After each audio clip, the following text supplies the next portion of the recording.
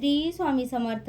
यावर्षी 2026 मध्ये अधिक मास आलेला आहे. तर यावर्षी अधिक मासामध्ये आईची ओटी कशी भरावी, आई नसेल तर काय करावे किंवा कोणाची ओटी भरावी याविषयी संपूर्ण माहिती आज आपण या व्हिडिओमध्ये जाणून घेणार आहोत. त्या अगोदर तुम्ही चॅनलवरती नवीन असाल तर चॅनलला सबस्क्राईब करा, व्हिडिओला लाईक करा आणि कमेंटमध्ये श्री स्वामी समर्थ अवश्य लिहा. चला तर मग व्हिडिओला सुरुवात करूया. आपल्याला जन्म देणारी, 9 महिने पोटात वाढवणारी आणि आपल्यांवर संस्काराची शिदोरी देणारी व्यक्ती म्हणजे आपली आई. आईचे ऋण आपण कधीच फेडू शकत नाहीत, पण तिच्याबद्दल कृतज्ञता व्यक्त करण्याची ही एक मोठी संधी 2026 मध्ये आहे. 2026 मध्ये अधिक मास म्हणजे धोंड्याचा महिना येत आहे. हा महिना भगवान विष्णूंना समर्पित आहे. या महिन्यात लेक आपल्या आईची ओटी भरते, पण अनेकींच्या मनात प्रश्न असतात, ओटी कधी भरावी, साहित्यात काय असावे आणि सर्वात महत्त्वाचे म्हणजे ज्यांची आई नाही त्यांनी कोणाची ओटी भरावी. आजच्या या व्हिडिओमध्ये आपण याच सर्व प्रश्नांची उत्तरे जाणून घेणार आहोत. तर बघा, अधिक मासाचे महत्त्व आणि तिथी म्हणजे 2026 मध्ये अधिक मास 17 मे 2026 ला सुरू होत असून 15 जून 2026 ला संपणार आहेत. हा महिना दर 3 वर्षांनी एकदा येतो, म्हणून याला अनन्यसाधारण असं महत्त्व आहे. या काळात आपण दिलेले दान किंवा केलेली सेवा थेट भगवंतापर्यंत पोहोचते. विशेषतः मुलींनी आपल्या माहेरचे आणि आईचे ऋण मांडण्यासाठी ही ओटी भरण्याची परंपरा आहे.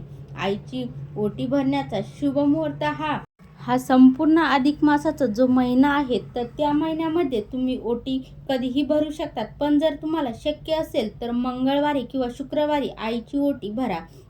जशी आपण देवीची ओटी भरतो तशीच आईची सुद्धा साक्षात लक्ष्मीचे आई ही रूप असते. त्यामुळे हे 2 दिवस अतिशय शुभ मानले जातात.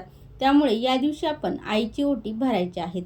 त्यासाठी आपल्याला काय साहित्य लागणार आहे तर बघा, आणि ओटी भरण्याची पद्धत कशी आहे तर बघा, नारळ, थोडे तांदूळ लागणार आहेत, एक नारळ लागणार आहेत, खण किंवा साडी, सौभाग्य अलंकार, हळदी कुंकू, हिरव्या बांगड्या, गजरा, कंगवा, एक गुप्त वस्तू, हिरव्या रंगाच्या काचेच्या बांगड्या आवर्जून आपल्या आईला द्यायच्या आहेत. फळे आणि गोड पदार्थ, शक्य असल्यास 33 अनारसे किंवा इतर कुठलेही गोड पदार्थ तुम्ही द्यायचे आहेत. आईला पाटावर बसवा, तिला हळदी कुंकू लावा, तिच्या पदरात तांदूळ, नारळ आणि इतर वस्तू ठेवून ओटी भरा.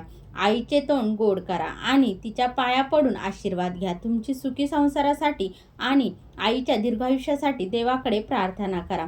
जर तुम्हाला तुमची आई या जगात नसेल तर काय करावे, तर हा सर्वात भावूक आणि महत्त्वाचा प्रश्न आहे. अनेक मैत्रिणींची आई आज या हयात नसेल, मग त्यांनी काय करावे? शास्त्राप्रमाणे तुम्ही तुमच्या मोठ्या बहिणीला, मावशीला, काकूला किंवा साक्षात गुरुमाऊलींना आई मानून त्यांची ओटी भरू शकता. तुमच्या आयुष्यात जिला तुम्ही आईचे स्थान दिले आहे तिचा सन्मान करणे हेच आईची सेवा करण्यासारखे आहे. सुनेने सासूची ओटी भरू नयेत, कारण सासू ही पतीची माता असते, आपली जन्मदात्री नसते.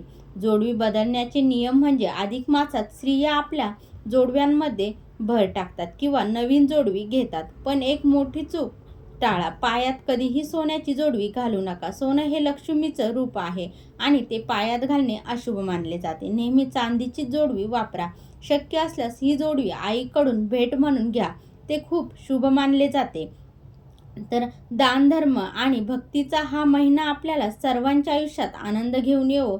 या महिन्यात कोणाचीही निंदा करू नका, गोड बोला आणि आपल्या आईचा मान सन्मान करा. तुम्हाला हा व्हिडिओ कसा वाटला कमेंटमध्ये नक्की सांगा. व्हिडिओ आवडल्यास लाईक, शेअर, कमेंट करा. चॅनलवरती नवीन असाल तर चॅनलला सबस्क्राईब करा.